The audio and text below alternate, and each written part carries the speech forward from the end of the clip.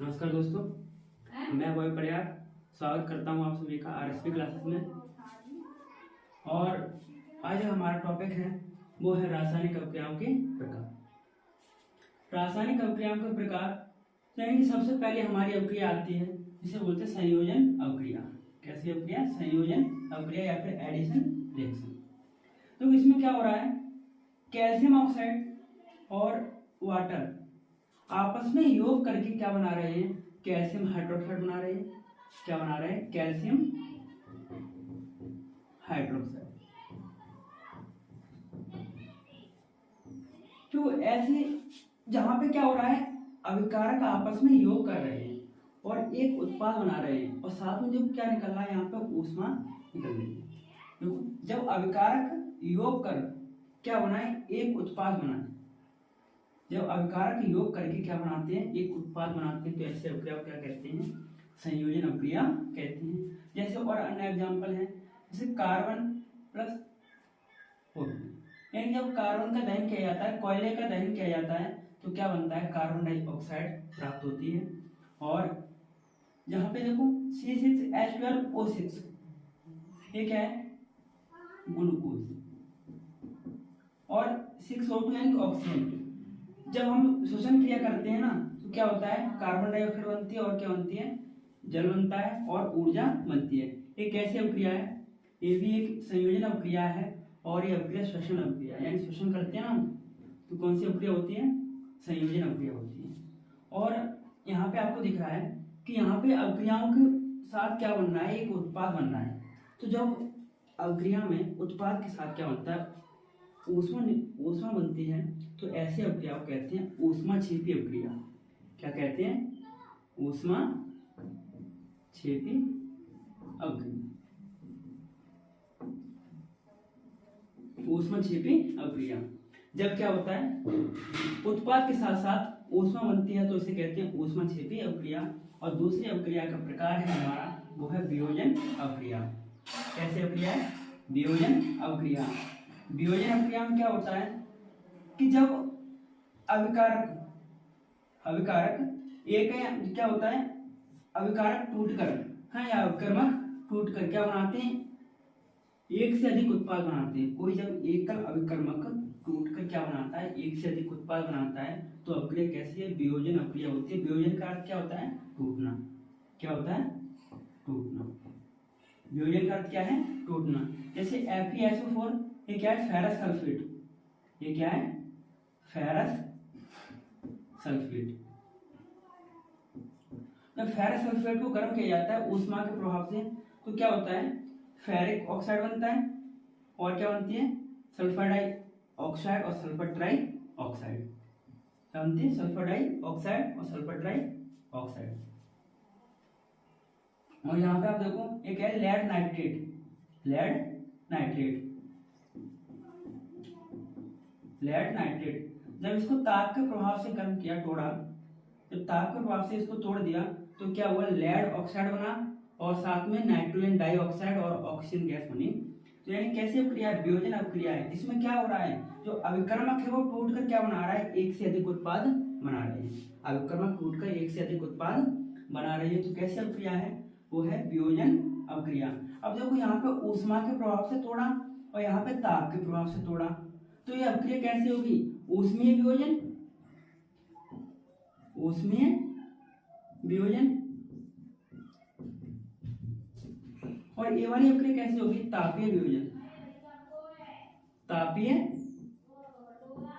वियोजन। यदि ऊष्मा के प्रभाव से अभिकर्मक तोड़ा जा रहा है, तो उसे कहेंगे ऊष्मीय वियोजन। और जब अभिकर्मक को ताप के प्रभाव से तोड़ रहे हैं, तो उसे कहेंगे तापीय वियोजन। तीसरी अभिक्रिया है हमारे पास विस्थापन अभिक्रिया। विस्थापन अभिक्रिया या फिर प्रतिस्थापन अभिक्रिया। तो इसमें क्या हो रहा है? Fe है ना, आयरन नेल यानी कि लोहे की कील, इसको हम डाल रहे हैं कॉपर सल्फेट के विलयन में। ये क्या है? Copper sulphate.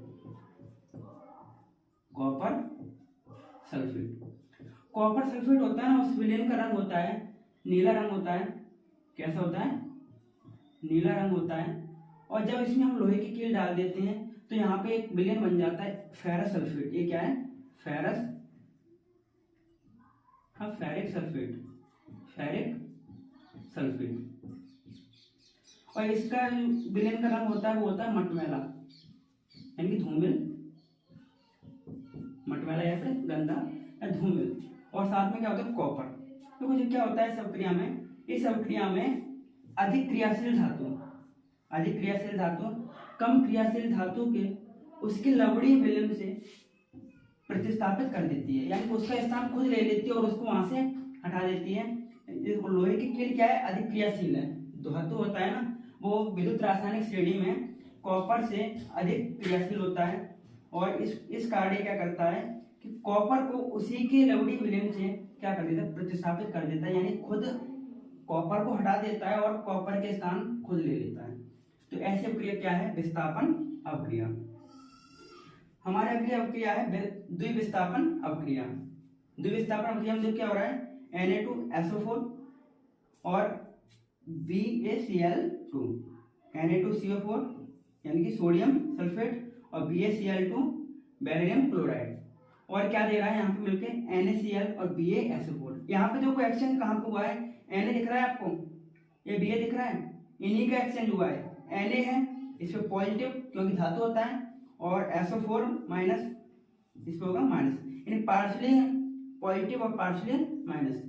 और यहाँ पे भी क्या है प्लस है, यहाँ पे भी क्या है माइनस है। बेरिलियम धातु है, क्लोरीन है अधातु। अब यहाँ पे क्या है विद्युत ऋणात्मकता का अंतर है, इस कारण इस पे क्या है पार्शियली पॉजिटिव है, इस पे क्या है निगेटिव है।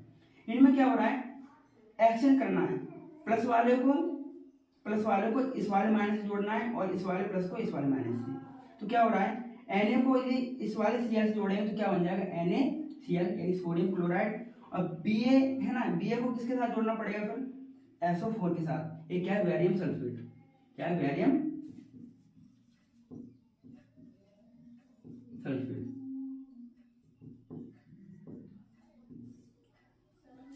तो यहाँ पे क्या हो रहा है, जब अभिक्रिया में आयनों का आदान प्रदान हो, देखो प्लस आयन और ये धनायन, यानी धनायन है ये ऋणायन है और ये धनायन है ऋणायन है। जब धनायन और ऋणायन आपस में क्या कर रहे हैं, आदान प्रदान कर रहे हैं, यानी इनका आदान प्रदान हो रहा है, तो ऐसी अभिक्रिया क्या कहलाएगी, द्विविस्थापन अभिक्रिया कहलाती है। यानी ऐसी अभिक्रिया जिसमें धनायन व ऋणायन क्या करते हैं, आदान प्रदान होता है धनायन व ऋणायन का, तो उसे कहते हैं द्विविस्थापन अभिक्रिया। अगली अभिक्रिया हमारे पास उपचयन अभिक्रिया, इसे बोलते हैं oxidation reaction, oxidation reaction.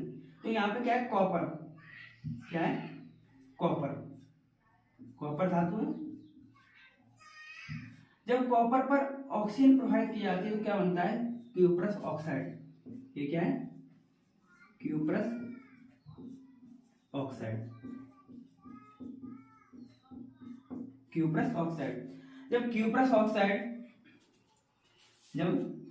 Oxide देखो यहाँ पे क्या है, कॉपर पर ऑक्सीजन का योग हुआ है, कॉपर पर ऑक्सीजन का योग हुआ है। तो बताओ जब कॉपर पर ऑक्सीजन का योग होता है, यानी कि जिस अभिक्रिया में ऑक्सीजन का योग हो, ऑक्सीजन का योग हो, तो ऐसी अभिक्रिया को कहते हैं उपचयन अभिक्रिया या फिर ऑक्सीडेशन रिएक्शन। और अपचयन यानी कि रिडक्शन अभिक्रिया। अब देखो यहाँ पे क्या है, क्यूप्रस ऑक्साइड है ना, ये रहा क्यूप्रस ऑक्साइड। क्यूप्रस ऑक्साइड पर जब हाइड्रोजन गैस प्रवाहित की जाती है तो क्या होता है, कॉपर और H2 प्राप्त होता है। यानी कि जब चांदी पर जब जल के परत चढ़ जाती है तो कैसे होता है, काला रंग हो जाता है उसका। यानी यहाँ पे देखो क्या हो रहा है, ऑक्सीजन की हानि हो रही है, क्यूप्रस ऑक्साइड से ऑक्सीजन चला गया और क्या हुआ, H2 के आक्रमण से। अब यहाँ पे क्या हुआ है, क्यूप्रस ऑक्साइड से क्या हुआ, ऑक्सीजन की हानि हुई। जब ऑक्सीजन की हानि हो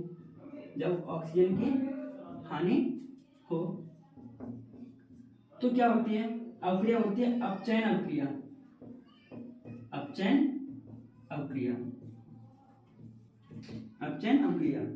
और यह है रिडॉक्स अभिक्रिया। जब उपचयन व अपचयन यानी कि ऑक्सीडेशन और रिडक्शन दोनों एक साथ हो रहे हो किसी अभिक्रिया में, तो ऐसी अभिक्रिया को हम कह सकते हैं क्या, रिडॉक्स अभिक्रिया। क्या कहेंगे, रिडॉक्स अभिक्रिया। जब क्यूप्रस ऑक्साइड पर जब हाइड्रोजन गैस प्रवाहित की तो क्या हुआ, कॉपर प्राप्त हुआ और क्या हुआ, H2O प्राप्त हुआ। अब जब कॉपर क्यूप्रस ऑक्साइड से तो ऑक्सीजन गया, क्योंकि प्लस ऑक्साइड से तो ऑक्सीजन गया, तो यहाँ पे बताओ क्या हुआ, अपचयन। और H2 है ना, H2 पे क्या हुआ, ऑक्सीजन का योग हुआ। देखो H2 है ना, इस पे ऑक्सीजन का योग हुआ, तो H2 है, यहाँ पे क्या बन गया, H2O बन गया।